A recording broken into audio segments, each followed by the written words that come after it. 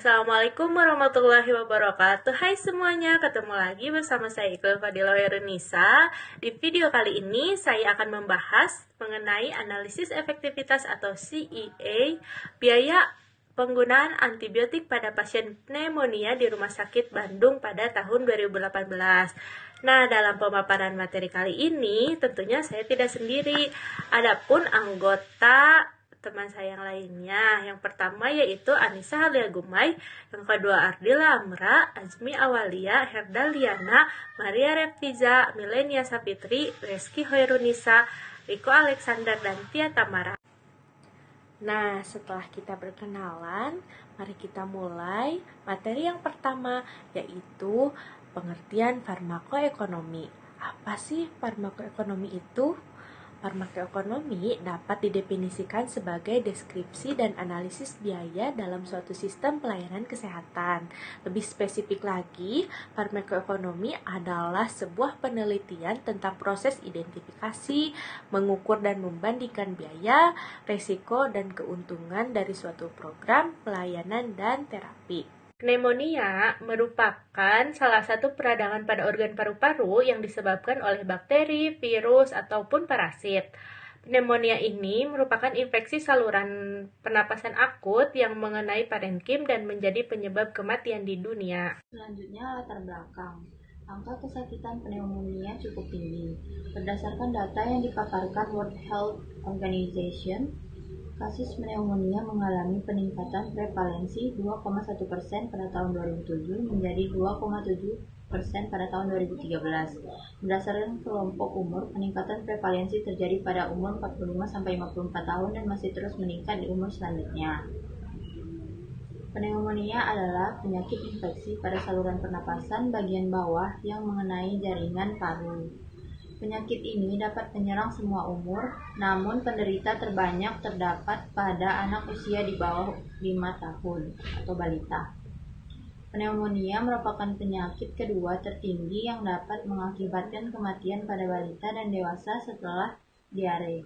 Di Indonesia terdapat sekitar 568.146 terserang dan di Bandung diperkirakan sekitar 8.487 jiwa yang terserang pneumonia pada tahun 2016. Untuk itu, penggunaan terapi antibiotik yang memadai dapat membantu mengurangi biaya yang tinggi.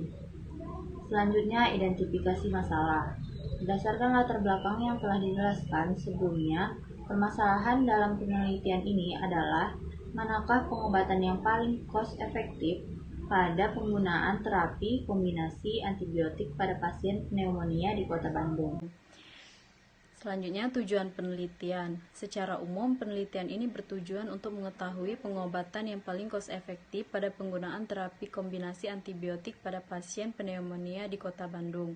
Manfaat penelitian yang pertama, manfaat teoritis bagi masyarakat menemukan terapi antibiotik yang paling cost efektif pengobatan pneumonia dengan rasio efektivitas biaya yang minimal dengan efek terapi yang maksimal. Yang kedua, manfaat praktis.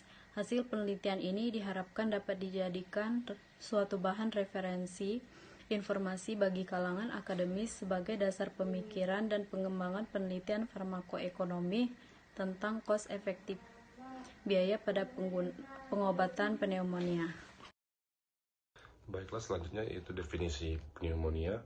Pneumonia merupakan penyakit paru-paru di mana terdapat infeksi yang terjadi pada kantong-kantong udara dalam paru-paru yang disebabkan oleh berbagai mikroorganisme termasuk bakteri jamur, mikrobakteri, dan virus. Untuk gejala klinisnya yaitu ada sesak napas, demam, nyeri pleuritik, dan batuk berdahak bronchopuluren. Adapun gejala klinis pneumonia pada anak yaitu demam, batuk, sakit kepala, laju nafas yang cepat, kesulitan bernafas, nafsu makan menurun, dan terdengar rongki pada pemeriksaan fisis.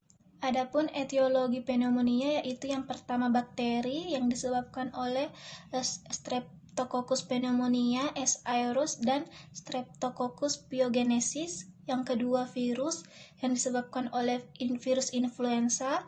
Yang ketiga jamur yang disebabkan oleh infeksi yang menyebar melalui penghirupan udara mengandung spora, biasanya ditemukan pada kotoran burung. Yang keempat yaitu protozoa. Selanjutnya, faktor resiko pneumonia pada balita. Yang pertama itu ada intrinsik dan kedua ekstrinsik. Yang termasuk intrinsik yaitu umur, status imunisasi, status gizi, dan pemberian vitamin A dan ASI.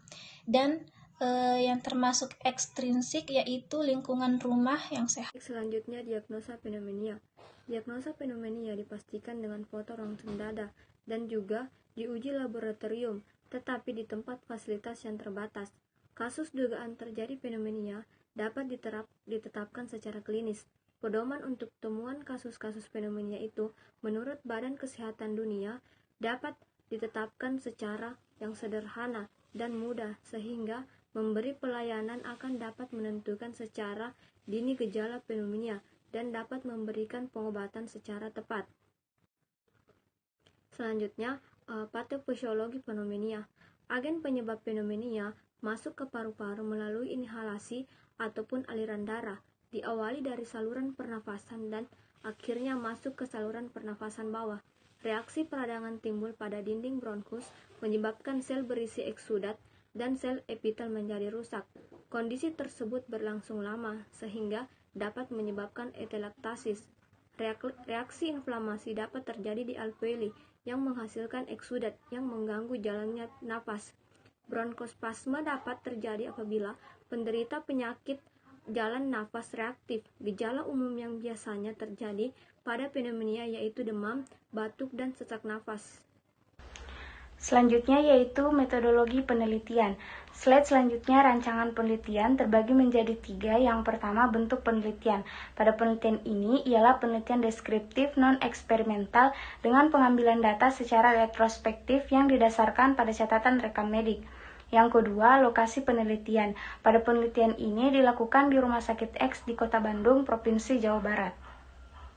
Yang ketiga, waktu penelitian. Pada penelitian ini dilakukan dengan periode waktu dari bulan Januari sampai dengan Desember 2022.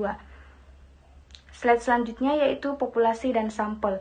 Populasi dalam penelitian ini adalah seluruh pasien penderita pneumonia yang mendapatkan terapi pengobatan di Rumah Sakit X di Kota Bandung. Yang kedua yaitu sampel dalam penelitian ini ialah data dari rekam medik pada pasien dengan diagnosa pneumonia rawat inap di Rumah Sakit X di Kota Bandung pada periode Januari sampai Desember 2022. Slide selanjutnya yaitu pola penggunaan obat. Pola penggunaan obat meliputi yang pertama, variasi jumlah golongan obat yang digunakan, yang kedua, variasi macam obat yang diberikan, dan yang ketiga, variasi jumlah antibiotik yang diberikan dan cara penggunaan obat serta lama perawatan. Penetapan kriteria alternatif. Pada penelitian ini, kriteria alternatif yang digunakan meliputi perbandingan biaya medis langsung antara pengobatan terapi pada pasien pneumonia, perbandingan efektivitas antara pengobatan terapi pada pasien pneumonia, kemudian alternatif obat pada pasien pneumonia yang digunakan yaitu antibiotik azitromycin, ceftriaxone, dan cefotaxime. Selanjutnya, penetapan kriteria inklusi dan eksklusi.